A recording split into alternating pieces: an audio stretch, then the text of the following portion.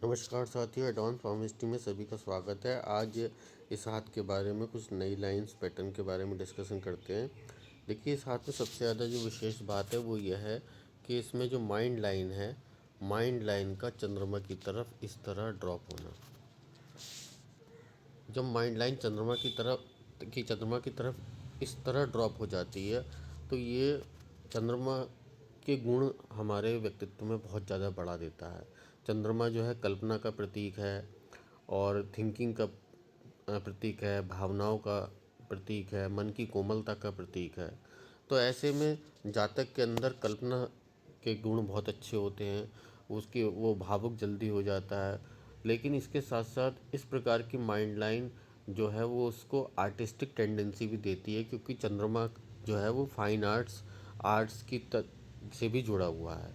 तो म्यूज़िक है या चित्रकारी है या कोई हुनर है, ऐसा स्किल्स जिसमें फ़ाइन आर्ट का जो है इन्वॉल्वमेंट है, तो वो हाथ के हिसाब से वो बढ़ जाते हैं। लेकिन साथ साथ इसमें एक समस्या ये होती है, इसके साथ साथ हमें देखना पड़ता है कि इस प्रकार की इमेजिनेशन को, कल्पनाशीलता को संभालने के लिए जातक के पास पर्याप्त हाथ में क्षमताएं हैं या नहीं। उसके लिए हमें देखना पड़ता है कि उसकी जो बुध की फिंगर है, मरकरी की फिंगर यानी ये लिटिल फिंगर, उसकी हाइट कैसी है, हाइट ठीक है इसकी, उसकी थिकनेस कैसी है, मोटाई भी ठीक है।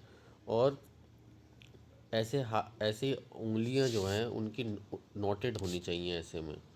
ये नोटेड भी हैं, साथ में आप देख सकते हैं नोट, हड्डी की नोट दिखाई दे रही है यहाँ पर।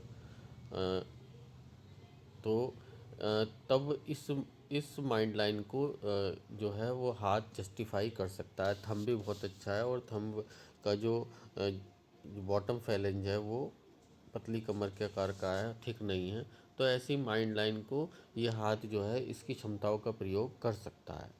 लेकिन इस प्रकार की माइंड लाइन के साथ साथ ये भी हमें देखना पड़ता है कि हाथ में थिंकिंग प्रोसेस बहुत ज़्यादा बढ़ जाता है। हम ये समझ गए कि इस प्रकार की माइंड लाइन जातक को बहुत ज़्यादा अच्छा थिंकर बनाती है, बहुत ज़्यादा उसके अंदर थिंकिंग टेंडेंसीज होती है। तो हम इस हाथ को देख सकते हैं, इसमें इसके हाथ में बहुत सारी जिगजैग लाइनें हैं जो कि लगातार जो है वो लाइफ लाइन को काट रही हैं, टच कर रही हैं। तो ऐसे जातक के अंदर भावुकता बहुत ज़्यादा हो जाती है और वो छोटी छोटी बात का बुरा मान सकता है, या वो कहीं किसी छोटी सी बात भी उसको स्टक कर जाती है, वो उसमें फंस सकता है। तो इस प्रकार, और लेकिन इस आदमी ये अच्छा है कि ये लाइन जो है खुद माइंड लाइन डिफेक्ट लेस है, इसमें कुछ भी इसकी जो अवस्था है वो काफ़ी और गुणवत्ता अच्छी लिए हुए है। और इसको इस हाथ की इस टेंडेंसी को कंपनसेट, क्षतिपूर्ति करने के लिए 32 साल के बाद एक नई माइंड लाइन हाथ में उदय हुई है, और जो कि मंगल के क्षेत्र की तरफ जा रही है। मंगल का क्षेत्र जो है प्रैक्टिकलिटी देता है आदमी के अंदर, तर्क देता है, उसका जीवन भावनाओं से उठकर प्रैक्टिकलिटी की तरफ जाता है, व्यवहारिकता की तरफ जाता है।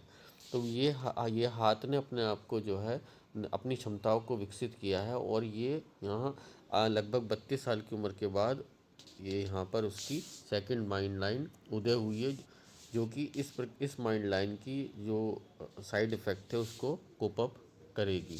लेकिन फिर भी हम ये देख सकते हैं कि हाथ में लगातार काफ़ी लाइनें हैं, और लाइफ लाइन पर क्या हम देख सकते हैं लगातार राहु लाइन, स्ट्रेस लाइन काटे जा रही हैं। जातक को बहुत ज़्यादा अपनी इमोशनल होने की वजह से, इस माइंड लाइन की होने की वजह से इस जातक का जीवन जो है लगातार जो है वो एक प्रभाव में दिखाई देगा, प्रभावित दिखाई देगा। और यहाँ पर हम देख रहे हैं, अगर हम जीवन रेखा पर फोकस करें तो इसके पास में ये रेखाएं चल रही हैं छोटी छोटी। ये जो छोटी छोटी रेखाएं होती हैं जो कि बहुत सटके चलती हैं लाइफ लाइन से, इन्हें इंडियन पामिस्ट्री में कुंठार रेखा कहते हैं। कुंठार रेखा जो है वो जीवन रेखा की ऊर्जा को पी लेती हैं, और जीवन रेखा की जो जातक का स्वास्थ्य है या उसका जीवन है उस पर एक काली छाया की तरह ये काम करती हैं। तो ये कुठार रेखा इस पीरियड में कोई ना कोई ऐसा ऐसा पर्सन, व्यक्ति से जुड़ जाता है जो कि उसको जो है जीवन में उन्नति करने में बाधा का काम करता है जब तक ये रेखा चलती है। और कभी कभी आइसलैंड भी फॉर्म कर देती है। और इस हाथ में हम लगातार देख रहे हैं रेखा, लाइफ लाइन जो है वो कुंठार रेखा के साथ साथ जुड़ी हुई है। हालांकि पीछे मार्स लाइन है सपोर्ट के लिए,